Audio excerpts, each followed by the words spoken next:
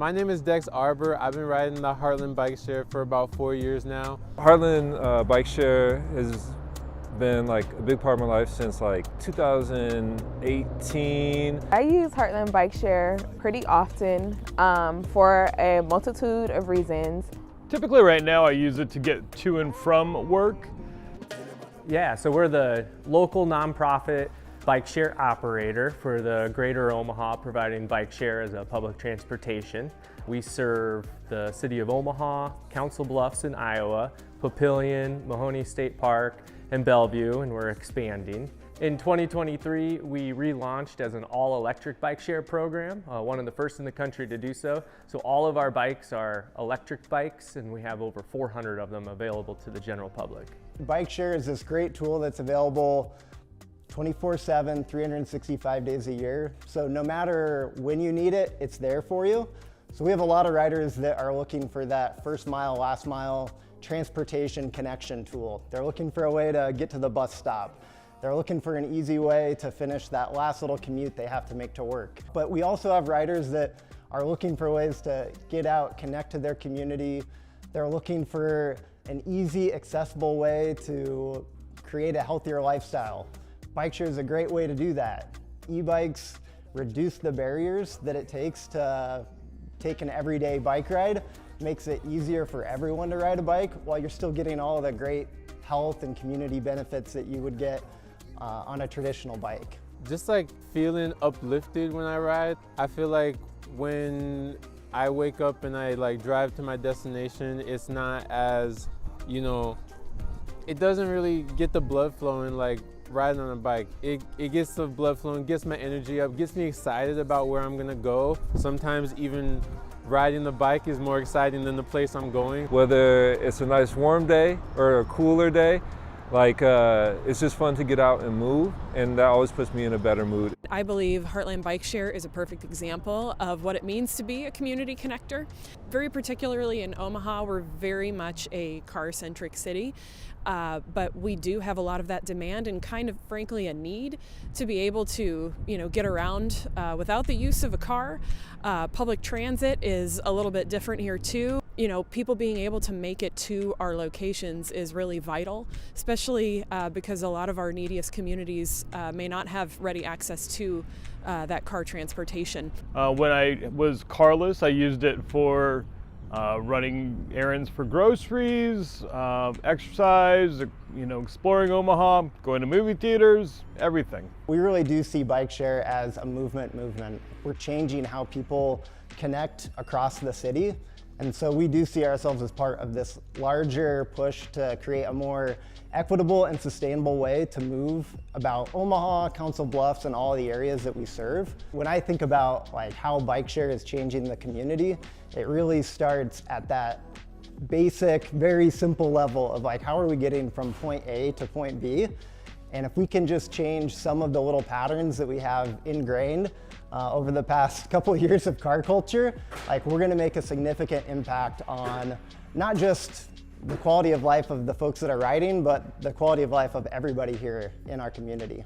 I've been biking ever since I was a kid. I think that was kind of my stress relief as a child. So I've always loved bikes, loved working on them, and loved riding them. And so everywhere that I go, just being able to get on the bike and be active and just experience the city in a different way. I've been able to explore Omaha, explore Council Bluffs, and I've lived here since I was a teenager, and in the last 4 or 5 years being able to see all these different parts through different eyes has allowed me to see Omaha, Council Bluffs in a whole different way. So I know this town better than I've ever known this town. When we first put bike share in Omaha in 2011, it was just 5 stations in the Exarban and UNO area. And they were all classic bikes, of course, just the pedal bikes. And we didn't even do 1,000 trips for the whole year. And as we slowly started to add more stations and connect the existing stations, people started to see the opportunities to use bike as a transportation vehicle. But it wasn't until 2018 when we first deployed those first e-bikes where more and more people were seeing how great and easy it was to just ride a bike as opposed to driving their car, finding parking. They do get a little exercise, they're outside, right? And it's fun. Yeah, so when we first started, I was contracted just to work on these bikes.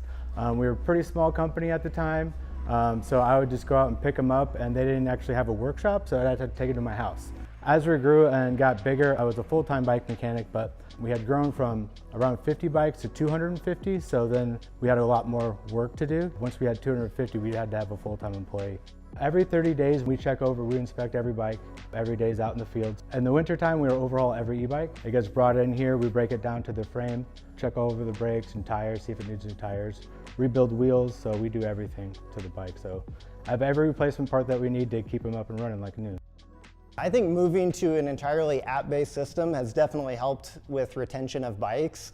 Really just makes it easier for us to operate a program that, one, is really easy to use. It's like simple touch screen on your phone.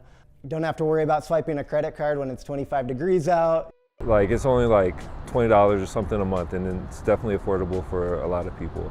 So. At one point, UNO had passes for all of its students to be able to access Heartland for free.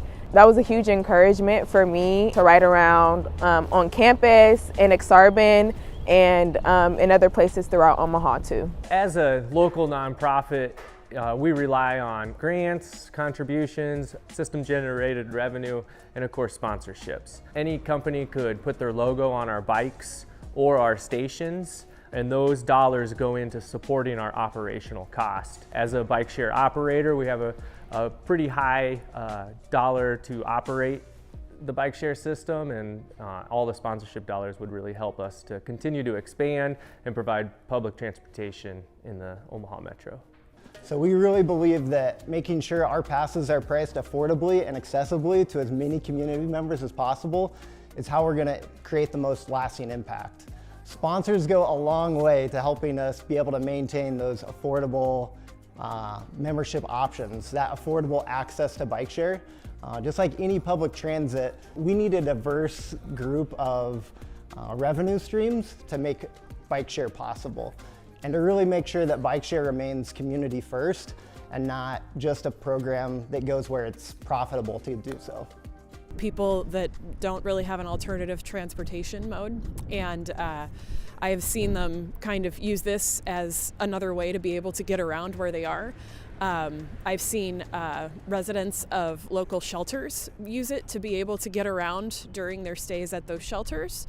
I've seen quite a lot of families that live in different places maybe drive their car downtown just to check out the bikes so they can go and view the city and get to know the city that they live in now from that angle too. We really focus on the underserved communities and the lower income neighborhoods, and that's where we fundraise for specifically.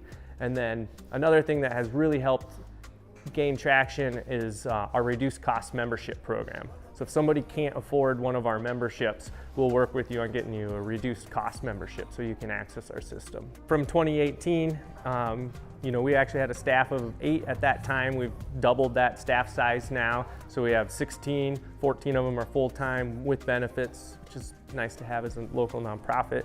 And then our shop space has expanded as well. We're actually at capacity within our building, and so we're looking at expanding there as well. The number of stations has more than doubled since 2018, and we're continuing to expand.